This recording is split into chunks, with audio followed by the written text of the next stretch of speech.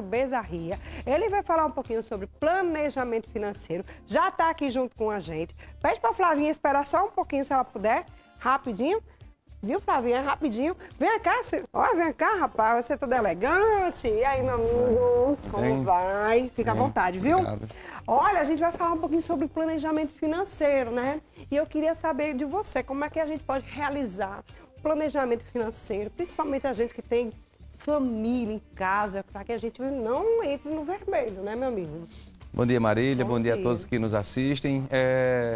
Falar um tema importante no Dia do Economista.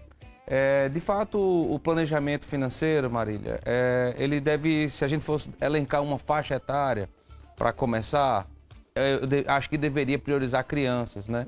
Porque é onde está sendo formada a personalidade, é aquele momento em que vai ser levado para o resto de toda a sua vida, né? Sim, então, a boa gestão do recurso financeiro, ele passa tanto pelo planejamento, quanto pela gestão, quanto em relação ao momento de se investir, de se buscar resgatar esse recurso. Então, tudo isso são princípios básicos ali de um planejamento familiar.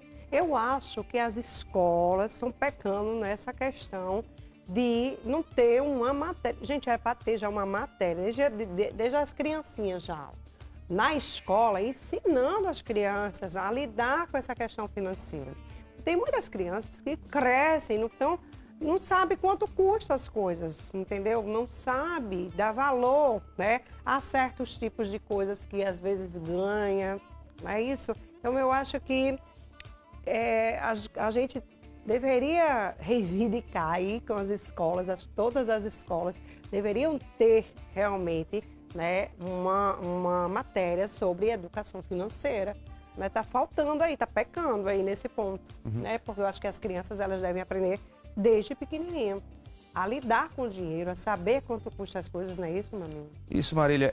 A gente tem tido alguns progressos nesse sentido, né? A gente vê que, por exemplo, aqui no nosso estado, tem algumas iniciativas. A Universidade Federal da Paraíba, por exemplo, já tem a Olimpíada Financeira, que dá esse suporte e é destinada para crianças e adolescentes, né? A gente tem o próprio PROCON, que tem uma iniciativa voltada para a educação financeira, mas são iniciativas pontuais. Eu acho que isso tem que estar na grade curricular, de fato, e entrar como uma atividade extra curso para a formação desses alunos. A gente muitas vezes fica até os 18 anos em casa, sem entender exatamente como é que se dá a dinâmica das finanças do domicílio, e de repente há aquela cisão. Agora você passa a ser um gestor, porque você vai morar em uma outra cidade, você vai estudar fora, então acaba tendo que gerenciar algo que você nunca teve contato. Então essa formação continuada desde criança, participando das reuniões sobre o orçamento da família, isso ajuda para que essa criança não seja um futuro endividado, né? Que é a realidade da maior parte dos brasileiros. A gente não sabe lidar com o dinheiro. É verdade, viu? Até tem, assim, gente, tem ali dentro dos livros, né, dos nossos filhos, né? Tipo, aquelas notinhas de brincadeirinha, de mentirinha, né? As moedinhas para você ensinar quanto é que custa. Olha, isso aqui é uma de 100, isso aqui é de 10, assim. Mas não é ainda aquela, como a gente falou, né? Aquela matéria específica, onde você vai aprender realmente ali. Uma formação continuada, né? Uma formação mais continuada, como você disse. E a gente vê que as crianças, elas têm umas que não, sabe, não entende direito. Às vezes você diz, não posso, e ela não entende que você não pode comprar alguma coisa naquele momento. Né? Não entende porque isso aqui é caro. Não sabe o valor dessa peça. Então, assim, isso tem que ser ensinado também, não só em casa, como na escola. Eu acho que seria importante. Nós que somos pais, Marília, tem alguns exercícios muito simples que podem ser feitos e que pode ser uma primeira iniciativa para ter resultados melhores no futuro. Sim. Exemplo, se você dá uma mesada para o seu filho, você pode orientá-lo. O que é que você deseja no final do ano? Eu quero uma bicicleta. Tá, você recebe X reais de mesada todo mês. Se você colocar isso em uma poupança, se você colocar esse recurso em títulos públicos, e aí começa a apresentar algumas alternativas simples e de baixo risco para essas crianças, para que elas possam entender que o juro é o que liga o presente ao futuro, né? Então, esse rendimento que vai ser gerado para aquele valor que foi poupado é que vai realizar sonhos no futuro. Sim, então, aquela bicicleta que ele tanto deseja pode ser fruto dessa poupança que ele vai fazer hoje. Bora lá, no momento que a gente quer realizar um investimento ou buscar algo assim, né, para a gente investir, né, mais futuramente, ou um empréstimo, digamos assim, o que a gente deve fazer? Olha, Marília, a gente tem que sempre, primeiro, o planejamento financeiro.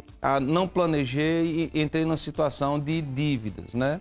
O que é que deve ser feito? Primeiro passo, entender quais são aquelas maiores dívidas, quais são aquelas que têm maiores juros associados até ela e buscar um processo de renegociação, tá? Esse processo de renegociação, ele tem que ser feito de forma crível, ou seja, Cássio está endividado, ele vai até a sua instituição financeira renegociar. Eu vou apresentar uma proposta que eu sei que eu vou conseguir honrar, porque se eu apresento uma proposta que eu não vou conseguir honrar, a situação vai piorar. Esse é o primeiro passo. O segundo passo é se livrar dessas dívidas e buscar orientação financeira.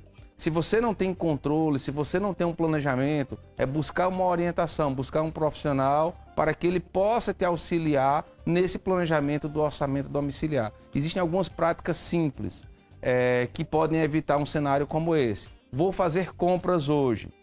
Faz uma lista daquilo que vai ser comprado de fato para evitar que isso saia do controle. A maior parte dos problemas financeiros são derivados do não planejamento e de compras não planejadas. Você vai comprar um sapato, volta com uma calça, com uma camisa, enfim, com diversos... Comprar um sapato, compra 2, 3, 4... Isso, exatamente. Então, esse não planejamento, essa fuga de uma lista de itens a serem adquiridos e que estão dentro do seu orçamento, é que causa muitas vezes o endividamento. Exatamente. Tem muita gente que ganha um salário. Eu sempre falo desse negócio do salário, porque o salário mínimo, e aí, como é que dá para pessoa se manter a família? Tem gente que tem muita gente em casa, né? E às vezes é só uma pessoa para dar conta, ou até 2 pessoas. E aí, como fazer para conseguir, né, pagar as contas direitinho e sobrar pelo menos alguma coisa? Tem como?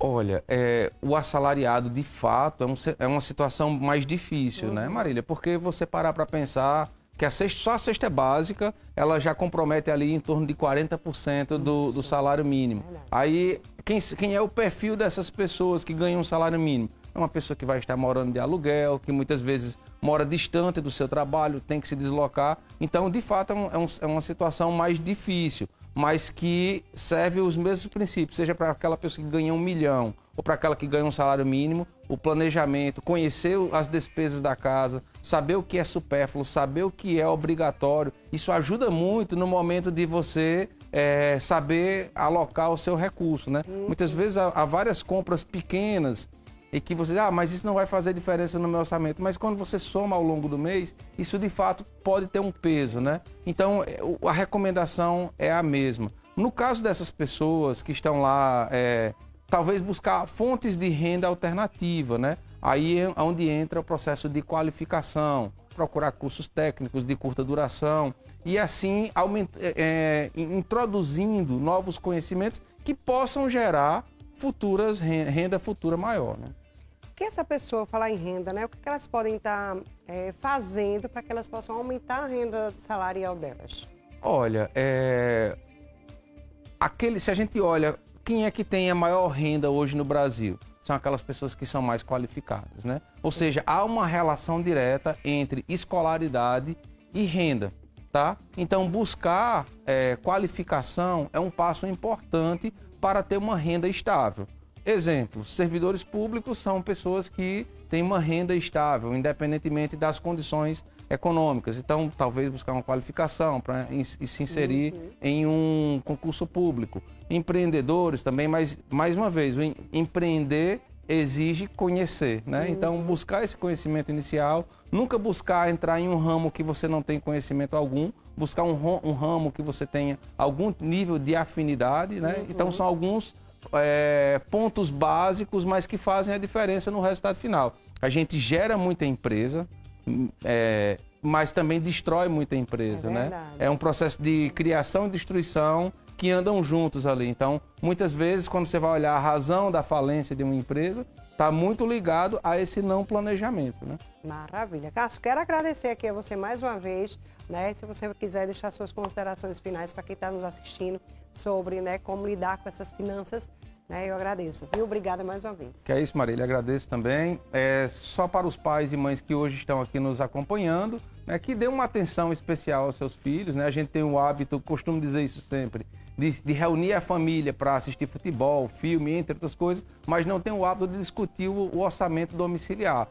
Nós temos um papel importante naquilo que os nossos filhos serão no futuro, então é oportuno trazer os filhos para a mesa e discutir o orçamento domiciliar. Maravilha, viu? Obrigada, viu, Cássio? Olha, vou a um pequeno intervalo e eu volto já já. Sai daí não.